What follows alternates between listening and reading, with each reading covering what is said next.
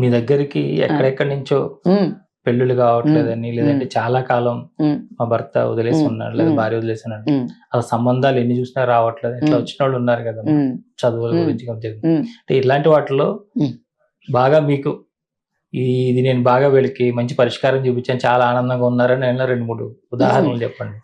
అంటే ఒక్కొక్కసారి నేను ఆత్మతో ఎప్పుడు రిలేటెడ్ ఉంటానో తెలియదమ్మా. అయితే కేవలం అవుతుంది వెళ్ళండి అంటే అయిపోతుంది వాళ్ళకు. చాలా మందికి అలానే జరుగుతుంది. అందుకే వాళ్ళు మళ్ళీ మళ్ళీ వస్తుంటారు. అమ్మ చెప్పింది అవుతుంది అంటే అవి మీరు ఒకసారి అనండి అమ్మా అంటారు. అదే అలా కుదరదమ్మా.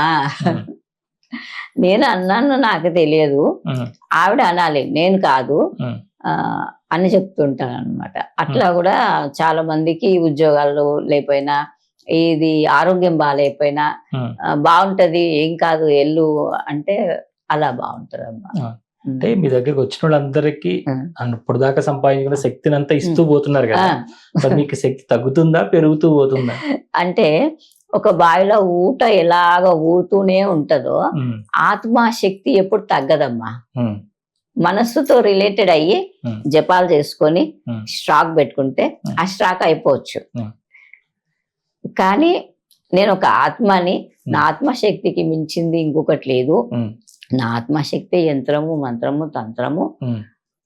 ఇప్పుడు ఆత్మ కంటే పెద్దదైన దేవత ఉండదు కదా మరి, నిజంగా కూడా చెప్పాలంటే. ఒక విగ్రహం పెట్టారంటే ఆది శంకరాచార్యులు ఎవరో గురువు అందులో ప్రాణం పోస్తే అది మనకి పలుకుతుంది. అయితే మరి ఆత్మ పెద్దది కదా. ఆత్మ ఎంత పెద్దదంటే నేను మన లోపల నేను నేను నేను నేను అంటుంది కదమ్మా. అయితే ఓంకారం కంటే కూడా పెద్దది అది. ఎందుకంటే ఫస్ట్ నేను వచ్చిన తర్వాత ఆ నేనులో నుంచే కదమ్మా ఓంకారం వచ్చింది. కాబట్టి అంత పెద్ద నేనుని పట్టుకుంటే మనము, నేనే కాదు ప్రతి ఒక్కరు పట్టుకోవచ్చు, అందరికి అవకాశం ఉంది. కానీ అందరూ బాహ్యపరంగా ఉన్న నేనుని పట్టుకుంటున్నారు, ఈ దేహమే నేను అనుకుని ఆ నేనుని మర్చిపోతున్నారు. అందుకే కొంచెం సేపు నేను ఇది కూడా చెప్తాను వాళ్ళకి, ఇది అన్నప్పుడు అంటాను, కాదు నాన్న ఇది ఎంతసేపు నేను ఇవ్వగలుగుతాను, ఇవాళ నేను ఇక్కడ ఉంటాను, అడవిలోకి ఎక్కడికో వెళ్ళిపోతాను సాధన కోసం, అన్నం నీళ్లు ఏవి లేకుండా, టెంకాయ నీళ్ళు లేకుండా నేను ఒక సాధన చేసేది ఉంది, అక్కడికి వెళ్ళిపోతాను, అప్పుడు మీకు ఎవరు చెప్తారు? కాబట్టి ఇప్పుడు నేను ఏం చేస్తున్నా అంటే ప్రతి ఒక్కరికి వచ్చిన వాళ్ళకి అవి కోరికలు పక్కన పెట్టండి, ఫస్ట్ ఆత్మజ్ఞానం తీసుకోండి అని చెప్తున్నాము. అందుకనే ఆత్మజ్ఞానం నేర్పిస్తే వాళ్ళకి, నేర్పించేది కాదమ్మా ఇది స్వయంగా మనం అనుభవించుకోవాల్సిందే, గాని ఇది నేర్పిస్తే వచ్చేది కాదు. జ్ఞాని ఎప్పుడు ఏది నేర్చుకోడు, స్వతహాగా అనుభవంలోకి వస్తుంటది. కాబట్టి కనీసము ఆ అనుభవం ఎట్లుంటుందో వాళ్ళకి చెప్తున్నాను. రుచి నేను చక్కెర రుచి చూపించలేకపోయినా వాళ్ళకే వాళ్ళ స్వతహాగా చక్కెర ఎట్లుంటుందో మీరు రుచి మీరు చూసుకోండి అని చెప్పి ఆత్మజ్ఞానం ఇస్తున్నాను. కాబట్టి అందరు చాలా చాలా హ్యాపీగా ఉన్నారు అన్నమాట. ఇప్పుడు ఎలా చేసుకోవాలి, ఆత్మ అనుభవం మనం ఎలా తీసుకోవాలి, ఆత్మ ఎక్కడ ఉంటది, అమ్మవారు ఎలా ఉంటది, ఆమె రూపేంటి, మీరు బాహ్యపరంగా ఎంత కొండపైన ఎన్ని వాటర్ వేసినా, ఎన్ని అభిషేకాలు చేసినా, ఎంత తల బాదుకున్నా దానికి ఒక ఫినిషింగ్ లాగా నున్నగా వస్తుందే తప్పిస్తే దానికి ఏం రంధ్రాలు పడవు. అదే ఒక జపం లాంటిది, టిక్కు టిక్కు టిక్కు కొడితే చిన్న చిన్న చిన్నవి పడతాయి. అదే ఒక బర్మా పెడితే పగులుతుంది. అయితే అది ధ్యానం. అయితే ఆ ధ్యానం కూడా అంటే అమ్మ మేము 30 సంవత్సరాల నుంచి చేస్తున్నాం అంటారు. ఎందుకు రావట్లేదు అంటే మనస వాచ కర్మన త్రికరణ శుద్ధిగా ఉండరు, అష్టాంగ యోగాలు ఉండవు, అన్ని అహంకారం, శీలాహంకారం, అహంకారం, నేను అందంగా ఉన్నాను, నాకు డబ్బు ఉందని, నాకు డబ్బు లేదు, నేను అందంగా లేదు, ఇవే నడుస్తున్నాయి కదమ్మా. ఇవన్నీ ఉంటే ధ్యానం ఎక్కడ వస్తుందమ్మా? ధ్యానం అసలు రాదు. ధ్యానం ఎవరికి వస్తుందంటే అప్పుడే పుట్టిన పసిపాపలాగున్న వాళ్ళకి మాత్రమే ధ్యానం వస్తుంది. కొంతమంది ధ్యానం చెప్తుంటే చేస్తున్నాం అమ్మా కానీ రావట్లేదు అంటే ఎందుకు రాదు అంటే ఆలోచనలు వస్తున్నాయి. ఏ ఆలోచన అయినా కూడా ఆత్మశక్తే కదమ్మా. పువ్వు ఆత్మశక్తే, పక్క వాళ్ళ ఆత్మశక్తే, ఆ కట్టన ఆత్మశక్తే, ప్రతి ఒక్కటి ఆత్మశక్తే. ఇన్ని లక్షలు వచ్చినా వాటన్నిటిని ఆత్మశక్తి ఆత్మశక్తి అదే ఆత్మ అనుకుంటూ అంటే ఒక నిమిషంలో నువ్వు ఆత్మకి కనెక్ట్ అయిపోతావు కదమ్మా. అట్లా అనకుండా నాకు ఇక వద్దు ఇక ధ్యానం ఆలోచనలు, నేను కూర్చోగానే ఆలోచనలు, ఎవరు చెప్పరు ఆలోచనలు. ఎంతసేపు ఆలోచనలు వస్తున్నాయి, 30 సంవత్సరాల నుంచి కూర్చుందా అంటే ఆలోచనలు, ధ్యానం చేయట్లేదు. అట్లా కాదమ్మా, ప్రతి ఒక్కటి కూడా ఆత్మశక్తే అని అనుకుంటూ ఏది వస్తే రాని, నాకోసమే వచ్చింది, వచ్చేది ఎందుకు, పోయేందుకే, వచ్చి ఎప్పుడైతే నీ లోపల ప్యూస్ఫుల్ అయిపోతావో అదే కాళీతత్వం, అదే ఆత్మశక్తి. అప్పుడు అంటుకుంది, కనెక్ట్ అయింది.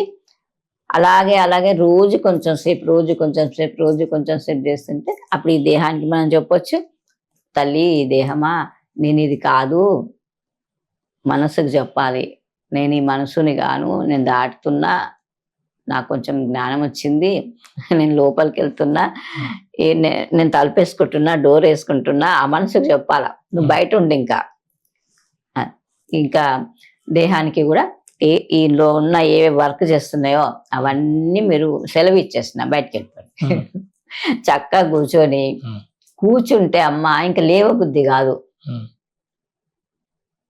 ఆత్మకి మనం చెప్పేసుకున్నాం కదమ్మా, నువ్వు నాకు కనెక్ట్ చేసుకో, నువ్వే చేయగలవు, ఇంకెవ్వరు చేయలేరు, నువ్వు ఉన్నావు. ఇన్ని రోజులు నేనేదో చేయగలను అనుకున్నా కానీ అతను అవ్వట్లే. కాబట్టి నేను తెలుసుకున్నా, ఇప్పుడు ఈ రోజు ఈ క్షణాన్ని తెలుసుకున్నా, నువ్వు ఉన్నావని తెలుసుకున్నా, అది నా లోపల ఉన్నావని తెలుసుకున్నా. కాబట్టి నువ్వు చెయ్యిగా, నాతో కాదు, నాతో ఏది కాదు, ఇంకా నేను నీకు శరణాగతం అయిపోయా. కాబట్టి అలా సంకల్పం పెట్టి ఆ రోజు నుండి కొంచెం టైం కేటాయిస్తే అమ్మకి, అప్పుడు మనకి కొంచెం అప్పుడే కాదమ్మా, ఎన్నో జన్మలు కావాలి, కానీ కొంచెం అయితే నమ్మాల, బాగా నమ్మాల. ఎంత నమ్మాలంటే మనం లేకుండా పోవాల, అంతగా ఆ నమ్మకం పెట్టాలి. ఎన్ని జరుగుతున్నా లేదు అమ్మ ఉంది, ఆమె లేనిది మనం క్షణం కూడా లేం కదా, ఆమె దొరికితే మనం ఉండం కదా, అంటే ఉంది కదా, అంత నమ్మకం పెట్టుకొని ఆ శక్తి పైన నమ్మకం పెట్టి మనం నడుస్తూ ఉంటే, ఒక రోజు లేకున్నా ఒక రోజు ముందు చిన్న జరుగుతుంటే అమ్మ, తర్వాత నువ్వే చేయగలవు, ఉద్యోగం నువ్వే ఇయ్యి, పెళ్ళిళ్ళు కాకపోతే అదే చెప్తున్నా నేను, కూర్చోండి అమ్మ, నువ్వు చేస్తే అవుతుంది, నువ్వు చెయ్యి, నువ్వు మంచి సంబంధం తీసుకురా. ఎంత మంచిది తీసుకురా అంటే మళ్ళీ ఇంకా ఏ వంక ఉండొద్దు దానికి, మళ్ళీ ఇవాళ రేపు నెగిటివ్ అనకండి, ఇంకా అనకండి, మంచి తీసుకురా, నీ అటువంటి గుణగణాలు ఉన్న అట్లాంటి అమ్మాయి రావాలి అని చెప్పి, శివుడు లాంటి భర్త రావాలి ఆడవాళ్ళకైతే. అలా ప్రాక్టీస్ చేస్తున్నా చాలా మట్టుకి వాళ్ళు నెగిటివ్ లో నుండి చాలా పాజిటివ్ లకి మారుతున్నారు. చాలా మార్పు వస్తుంటే నాకు కూడా చాలా ఆనందం వేస్తుంది. ఎన్ని వాట్సాప్ లో అయితే నిమిషానికి పడుతూనే ఉంటాయి. అమ్మ ఇప్పుడు కొంచెం బాగుంది, మాకు ఇలాగ అనిపించింది, అలా. అది ఏం కనిపించదమ్మా, ఆత్మ అంటే ఏదో రంగు రుచి రూపు వాసన ఏది ఉండదు, మీరు లేకుండా పోవాలా. నాకు శివుడు కనిపించిండు, అమ్మగారి అనిపించింది అంటే మళ్ళా రెండున్నట్టే కదా తల్లి. కాబట్టి రెండు లేవు, ఉన్నది ఒకటే. కాబట్టి అది మీరైపోతారు, అది మనం అయిపోవాలా.